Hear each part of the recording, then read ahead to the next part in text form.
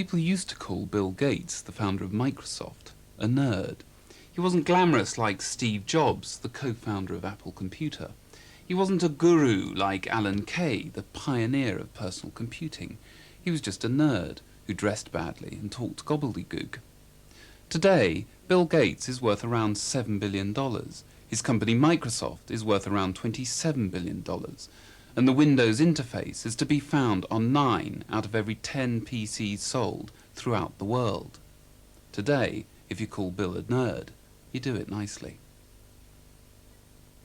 Well, the word nerd can be used in a sort of friendly way to say somebody who loves the technology and gets into learning it and even, stays up late playing around with it. That's a positive sense, and that I fit that description. When it's used in a negative way, it's almost like a racial slur that maybe comes about because some of this anxiety that people have.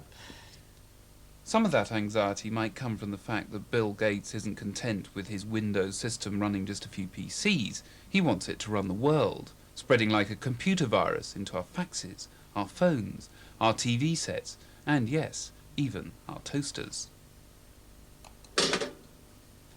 Television, they once said, was a window on the world. Binary Bill wants to put the world in a window. Computers in their early days were limited to just putting characters in a fixed box, and that was it, just characters, because it really, there was a structure that made it easy for the computer to do that.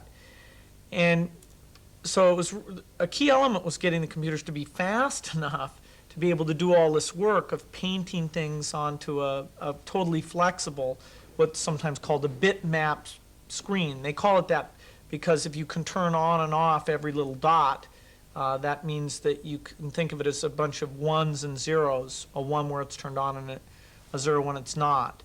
It's easy to forget that just a decade ago, Windows was a joke. In 1984, it wasn't Microsoft that was going to take over the world, it was Apple. Computing was to have a new, friendlier interface, the Macintosh. Windows was Microsoft's attempt to reproduce on cheap standard machines what Apple had done on its fancy new one. And it wasn't easy. When we shipped it in 1987, the typical PC was still too slow, had too little memory, and there's a problem when you come up with a new system that if you don't get people to do applications, then nobody wants to buy the system. After a couple more cracks at the problem, Microsoft came up with Windows version 3, and with that single digit, it was transformed. And this is what the latest version of Windows 3.1 looks like. You have laid before you what seems to be a fabulous display of all the power that a PC can offer. Documents filled with fancy fonts, spreadsheets that can magically turn dull numbers into colourful charts. You can even have your system talk to you. You have elected to switch to a different application. And you have that buzziest of buzzwords, multimedia, delivering music, animation, sound, and even, given a huge amount of hardware and a following wind, a crude sort of video. Well, Windows, in a certain sense, is a kind of standard. It runs on about 90% of all the computers that get sold. If you take Windows and Macintosh, those are the two that have enough applications that they're mainstream environments, and the vast majority of the volume, 90%, is actually on the Windows side. So it's the foundation on which people are building. But there's a cost for all this functionality. Scratch the surface of any Windows system and you find lurking beneath MS-DOS, the user-hostile operating system that Microsoft developed for the original IBM personal computer a decade ago. A bigger problem is that unlike the Macintosh, which is under the Kremlin-like control of the Central Committee at Apple HQ, Windows has to cope with any hardware that chooses to call itself IBM compatible. The results can be extremely messy. Add a CD-ROM drive from one manufacturer, a sound card from another, a scanner from a third, a high-resolution graphics card off the back of a lorry and a couple of stickers, and you've got a drunk on a bicycle, supremely confident of its rock-solid stability while being liable to crash at any moment.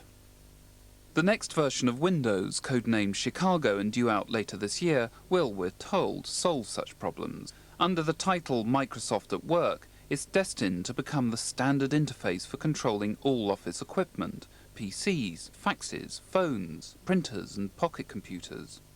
Printing complete. For Microsoft, however, perhaps the biggest challenge lies beyond the office and in the home. As mania about the information superhighway builds, as excitement for 500-channel interactive smart TV grows, Microsoft ultimately hopes that it will be its window that opens up this brave new virtual world.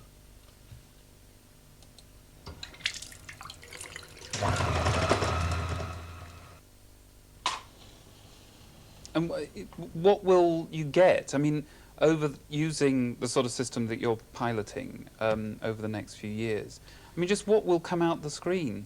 Okay. People find it easy to understand. You can look up any movie, see reviews, see what your friends like, have it suggest based on what you liked a movie and see it immediately. They understand playing games on the device where you have multiple people playing together and you can see the other people while you play. They might not appreciate you can enhance TV shows and where you have a contest you can bet, or where you have baseball you can get additional information, buy tickets. If you have music TV, you can buy the CD, find out about the concert, or send in fan mail. You can get government information instead of going and waiting in line or filling out forms. You can do all that right there at your PC. Do you think it's sort of definitely going to happen, or do you think that Oh, absolutely. Why do you think? You think there's the demand out there for this sort of thing? Or do you think it's just there's so much money being put into it by... No. It's all based on the demand. But I can't use some mathematical proof to show you there's demand. At the heart of it, there's intuition here. In the same way that we bet our company on Windows, we're betting our future on our vision of the information highway and spending over $100 million a year and putting all of our reputation on the line, that there will be a lot of highway activity that's important and that our software will be a major part of that.